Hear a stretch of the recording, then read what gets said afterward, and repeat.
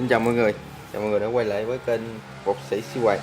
Thì với clip này mình và cùng với mọi người tìm hiểu sửa chữa một cái bo máy giặt Toshiba ha. Bo máy giặt Toshiba. Hiện tượng của nó là không lên đèn báo trạng thái vắt ha, vắt giặt sấy xả vậy ha. Thì chúng ta tiến hành đo kiểm cũng như là để coi nó hư ở đâu. Thì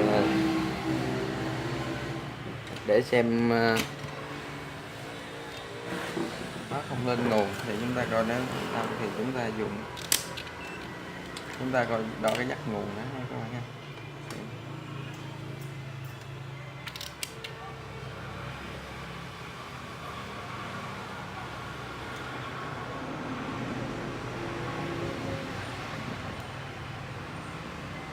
Đây, nó có cái công tắc chập mạch bên đây ha, cái công tắc khởi động đó. Rồi thì ta thấy cảm thấy nó không bị chậm chập thì chúng ta ghim nguồn, chúng ta thử ha.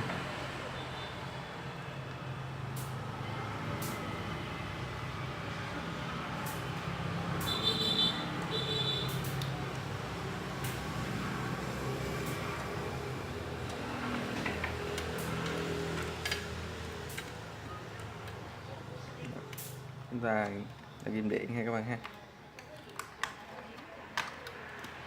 Chúng ta dùng đo điện áp, có điện áp 220 nha. Chúng ta nhấn thử bật nguồn Ingu ha các bạn. Ingu đây nó có cái nút khởi động start. Thì đối với mạch này nó im ru như vậy thì chúng ta tiến hành kiểm tra cái điện áp cấp cho cái con vi xử lý coi nó có chưa ha. Thì đây mình kiểm tra xem. Đây là mình đo tại cái vị trí công tắc cửa và phao nè ha, công tắc cửa phao.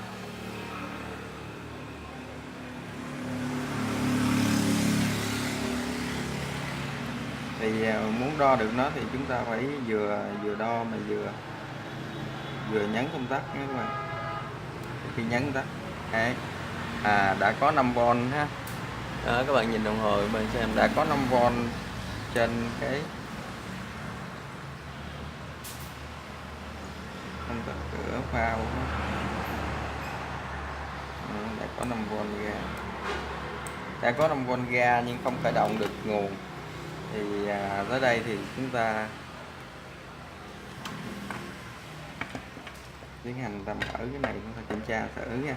Khi coi cái IC, cái điều kiện để cho IC hoạt động ha. Điều kiện để cho IC hoạt động là vi xử lý hoạt động là cái gì? Phải có điện áp 5V cấp cho IC, có dao động của thạch anh, có reset ha. Thì đây chúng ta làm từ từ. Thì đây nè, đây là thạch anh ha, còn nguyên bản ha các bạn ha. Mình lại thạch anh để mình đo kiểm thử xem.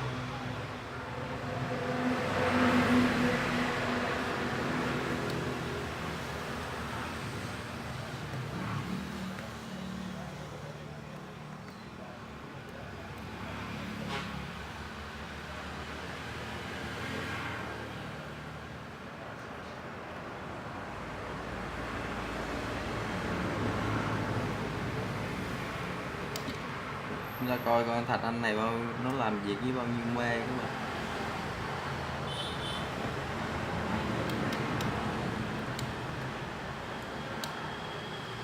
mình biết mình đo.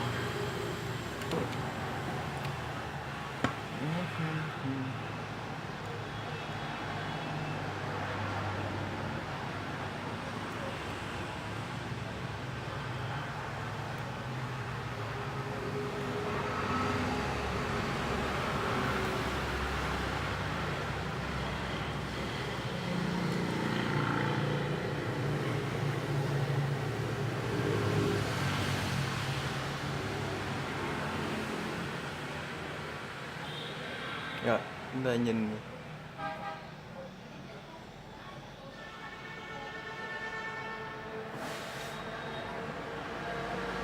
nó hơi mờ đó các bạn. Anh này nó 8 mê ha. Bây giờ chúng ta tìm ba cái anh này lấy cái dạng đóng gối có 3 chân, chúng ta cấp điện vào, chúng ta ấn nguồn, chúng ta đo cái chị ta để tần số, chúng ta ghi nguồn ha, nguồn kiểm tra lại các nguồn.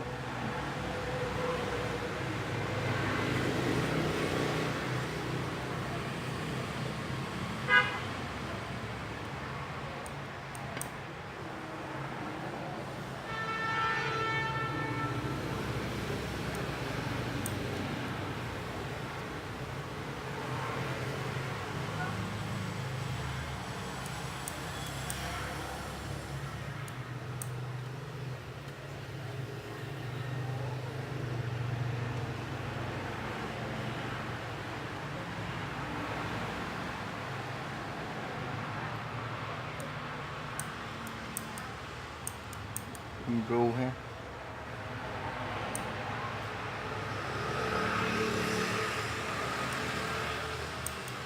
Rồi.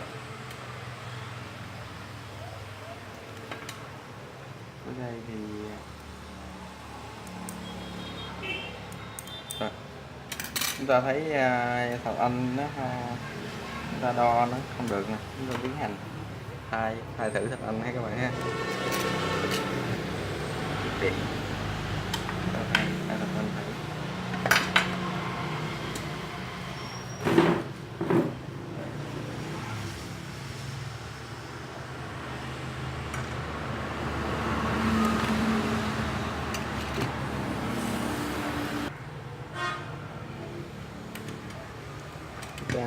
Chúng ta cắt, chúng ta khỏi có khưởi mạnh ha, chúng ta cắt.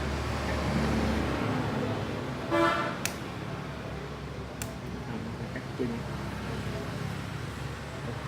khưởi mạch này khó, chúng ta cắt chân cho nó dễ.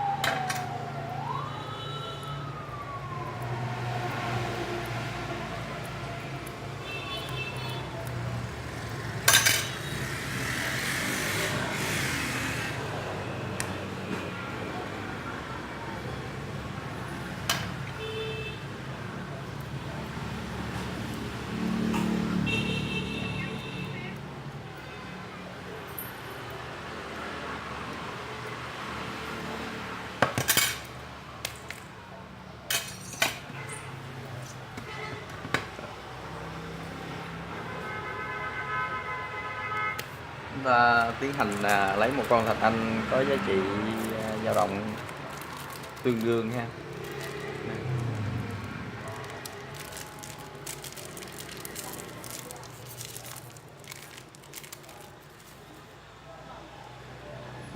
Tương đương 20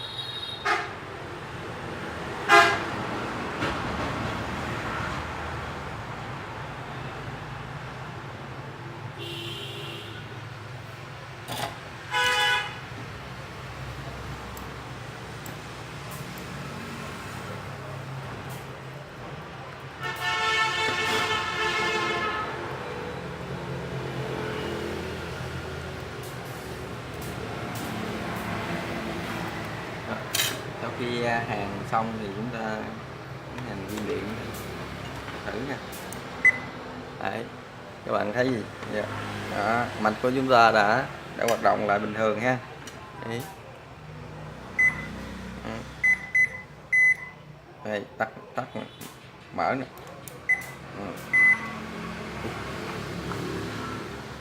Mở máy giặt ha, máy giặt. Rồi qua clip này thì sẽ siêu quậy cũng nói mọi người là sửa bo máy giặt không khó, quan trọng là chúng ta đi theo theo bài nè. Rồi, cảm ơn các bạn đã xem clip của Bột Sĩ. Thì sau khi Bột Sĩ sẽ